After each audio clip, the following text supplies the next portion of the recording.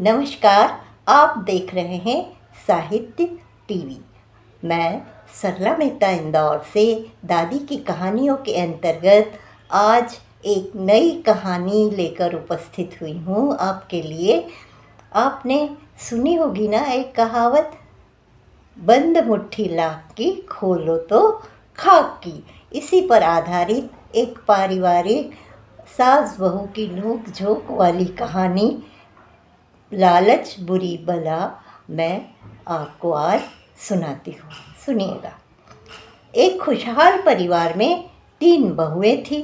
बड़की वो मझली समय मिला नहीं कि जग निंदा का अपना पिटारा खोल लेती। बेचारी छुटकी को घर के कामों से फुर्सत कहाँ। जब भी खाली होती सासू माँ की सेवा में लगी रहती। अमीर मायके वाली बड़की को अपना राग अलापने से फुर्सत नहीं भाई। ये अम्मा जी ने बिस्तर पकड़ लिया है, पर इनकी टांग तो देखो हमेशा ऊंची ही रहती है। मझली हमारे पीछे ही पड़ी रहती है, जब देखो तब। मझली कहाँ पीछे रहने वाली। हाँ दीदी, देखो तो लंदन से मेरे भैया ने अम्मा के लिए दमे की महंगी दवाई और साथ में अच्छे से चल पाने के लिए एक बढ़िया सी स्टिक भेजी है। यहाँ इंडिया में तो मिलती भी नहीं है वैसी। अब बड़की ने भी अपनी भड़ास निकाली। देख मझली, हम कितना भी कर दें पर अम्मा का लाड़ दुलार तो छुटकी पर ही बरसता है।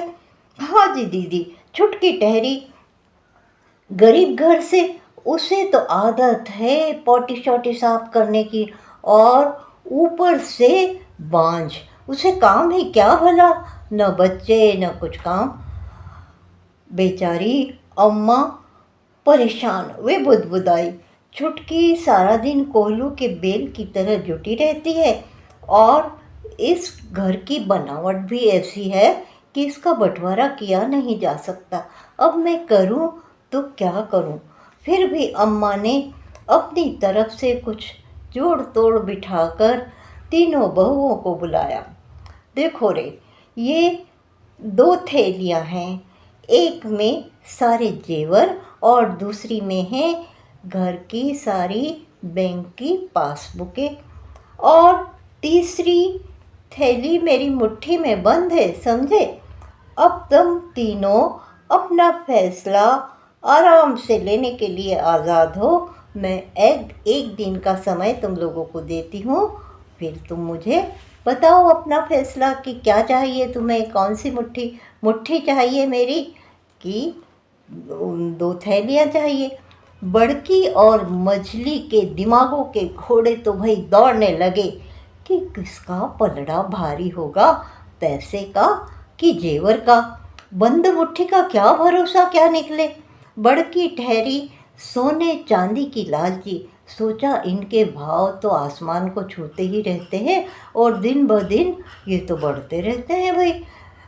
मछली को विदेश घूमने की बड़ी चाह, उसे तो बस नकद रोकड़ा चाहिए कि वो सैर सपाटा कर सके। छुटकी पहले ही बगैर कुछ बोले अपना मुंह खोले अपना काम निपटाने चल दी किचन की ओर।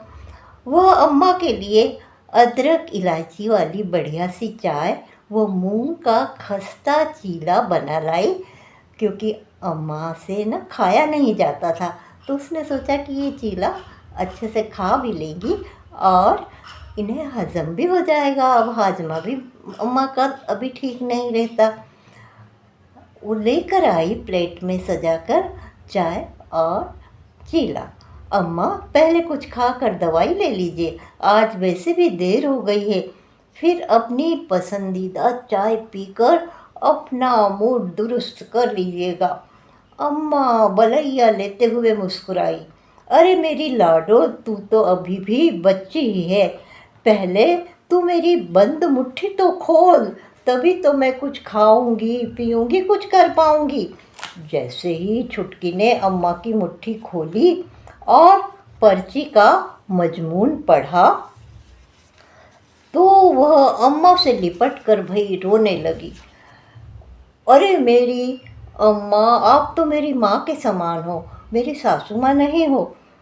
अ, पर्ची पर लिखा था अम्मा और घर। कौन सी? जो मुट्ठी में बंद थी सासू माँ के, जो तीसरी पर्ची थी थैली में, उस पर लिखा था अम्मा और घर दोनों, जो भी ये थैली लेगा। अब बड़की व मझली दोनों लगी बगले झांकने। बिना घर के कोई ठौर न ठिकाना, आप कहाँ जाएंगी भला? दोनों बहुओं के चेहरों पर हवाइयाँ उड़ते देखकर अम्मा ने सासू माँ ने आदेश दिया, देखो रे, तुम दोनों घर के साथ काम करने वाली नौकरानी को भी ढूंढ लेना। अब छुटकी तो मेरे साथ रहेगी। अब भाई, अब क्या करेगी दोनों बहुएं, बड़की और मझली? आप ही अंदाज़ा लगाइए। आप भी, हमारे भारत में जो संयुक्त परिवार की परंपरा है और किस तरह से कभी कभी वो टूट जाते हैं, आप लोगों को भी ज़्यादा अनुभव है। तो आपको अगर मेरी कहानी अच्छी लगी, आपको पसंद आई, तो लाइक, कमेंट और अपने दोस्तों को शेयर अवश्य करिएगा।